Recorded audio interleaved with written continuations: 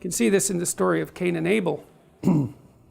Abel is hardworking and everyone likes him and he makes the proper sacrifices, and so his life goes really well. And that's part of the reason that Cain hates him.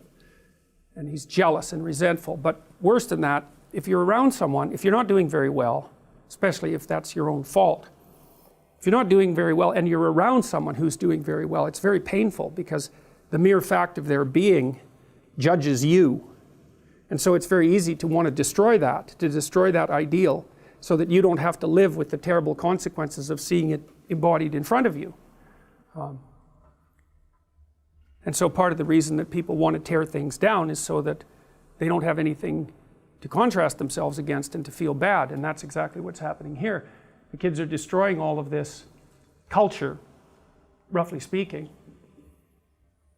because it judges them. The fact that it exists judges them. And I've often thought this about Michelangelo's statue of David, which is this heroic, so David was a shepherd, obviously, and it doesn't sound like much, but back in those times, being a shepherd was a big deal because there were lions and you had a slingshot, and so like you got to defend your sheep from lions with a slingshot. So you weren't exactly this like 19th century English guy dressed in a, frilly blue suit. You were tough as a bloody, well, as someone who would go after a lion with a slingshot. It's no joke. Anyways, the statue is very heroic, and you look at that and you think, well, that's the possibility of humankind, but by the same token, it's also what you're not. And so, as well as being an ideal, it's a judge, and every ideal is a judge. So, yes? Going back to your example of Cain and Abel. Yeah. So you're using that as an example to illustrate becoming bitter as a result of not being able to achieve sure status as a result success of, even success as a result of hard work. But in the example of Cain and Abel, like one was a shepherd and the other was a farmer, and the one who one is, yes, that's right, the one who was a shepherd was the one who was favored. Yes, that's right. So was that a result of the hard work, or was that a result of good question. The stories, well, that's a good question. Those stories are very, very complicated. And the story is very ambivalent about whether Cain is not rewarded because he makes bad sacrifices or because God's just in a bad mood. And I like that. If you read the story, I've read multiple translations of the story. And when Cain comes to God to complain, God basically tells him, look, buddy, before you go about criticizing the structure of reality, you should look to your own inadequacies. He says, sin crouches at your door like a predatory, sexually aroused animal, and you invited it in to have its way with you, and something has emerged as a consequence. So don't be bothering me about my creation before you look to yourself. So there's a very strong hint that the reason that God has not favored Cain's sacrifices is because they weren't of particularly good quality. So, but it is ambivalent in the story, and there is the shepherd versus farmer motif as well. And of course that motif runs through the entire corpus of stories to some degree, especially the shepherd motif. So it's only about a paragraph long, that whole story, and it packs all that into that tiny little amount of space. But the idea that Cain kills Abel to get rid of his ideal and also to punish God, roughly speaking, it's a brilliant story. I mean, these guys who go around shooting up high schools, or shooting up high schools in particular, but they're definitely out for revenge, and what they're revenging themselves against or to who is not exactly clear. Anyway, so these kids are just tearing down this model home, tearing down Western civilization, I suppose is another way of looking at it, or just tearing down civilization, period. And Pinocchio's having a pretty good time. He's got his axe and he's looking a little malevolent there, and happy to be destroying things, which is of course a pretty simple thing to do. So there's that image that I told you about, the mandala. That's a flower in this image, and so what happens is that I think it's Lampwick throws a brick through it, and so what that means symbolically is the self is a symbol of your potential among very many other things. But by engaging in this sort of impulsive destructive activity, Lampwick and Pinocchio are making it impossible for them to further their development. And they're doing that to some degree consciously. They basically say to hell with it and toss a brick through this highest ideal, the thing through which light shines. So also that harkens back to the star as well. So anyways, the coachman is paying attention to all this, and he's actually pretty happy about the fact that these boys are so involved in their stupid amusements that that they're not paying any attention to what's actually going on. And he calls these people out of the darkness, these creatures out of the darkness. So you get these black, you can hardly see them there, but they're black cloaked figures with glowing eyes, and they're shutting the door of the amusement park.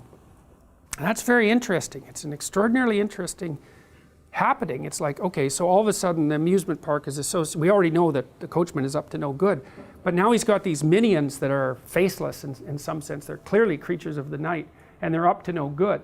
And so you have the sense that the boys are being offered bread in circuses, roughly speaking, but there's a real reason for it. There's a manipulative reason for it. They're being enticed into a trap, and the doors are closed, and these underground beings are involved in the plot. And obviously the coachman understands this perfectly well. And so one of the ways to understand this is to think about what totalitarian states have to offer their populace and what they offer them. And this happened particularly as Rome declined, let's say.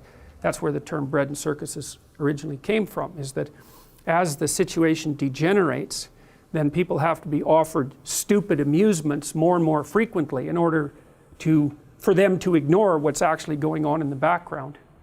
And, a war can be that kind of stupid amusement.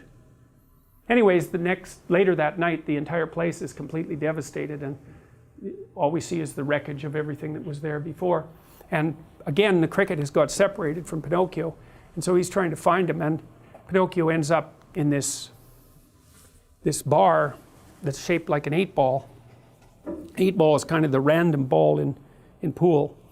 And anyways, he's inside the 8-ball, and he's shooting pool with Lampwick, and that's just another indication of wasting his time, basically. And you can see in the forefront there's some cards for gambling, and so he's engaged in these sort of, you might say, pointless, hedonic pursuits, and he's enticing Pinocchio along the same route. And so he teaches him to smoke first. That doesn't go very well. So Pinocchio takes a huge drag on a cigar, and it just about kills him. And when Lampwick asks him how he likes it, he shakes his head and says, that it was really quite good, but he's so sick that he can hardly stand up, and he's hallucinating double balls on the pool table. And then the cricket shows up and stands on the 8-ball and kind of gives one of those declamatory speeches again, because he still hasn't quite figured out that standing up proud and spouting off the rules isn't exactly the right way for the conscience to behave. And Lampwick picks him up by the scruff of the neck, roughly speaking, and first of all asks who he is. So obviously he's divorced from his own conscience, and then makes fun of Pinocchio for paying attention to this little bug.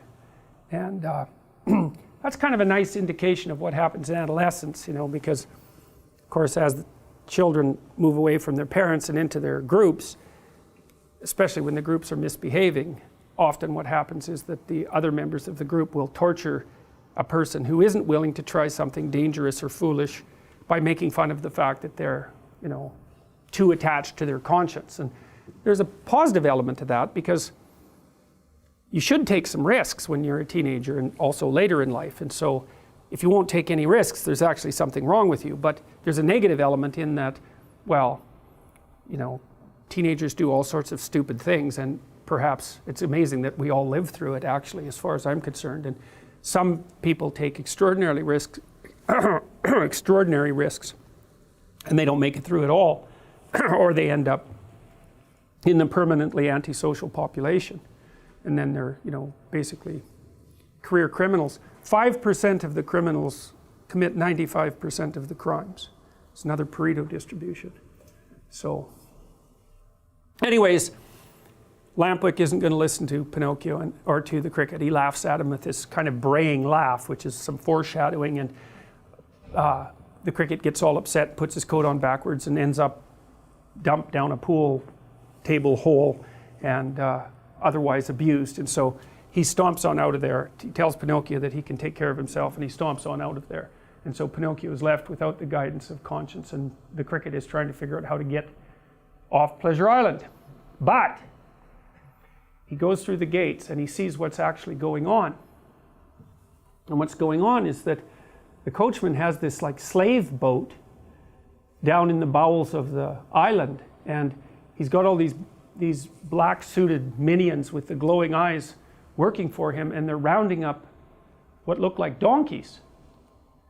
And so they're beasts of burden, right? And so there's an idea here that if you pursue impulsive pleasure to the detriment of the development of your character, you're going to end up a beast of burden. You're going to end up a slave to a tyrant.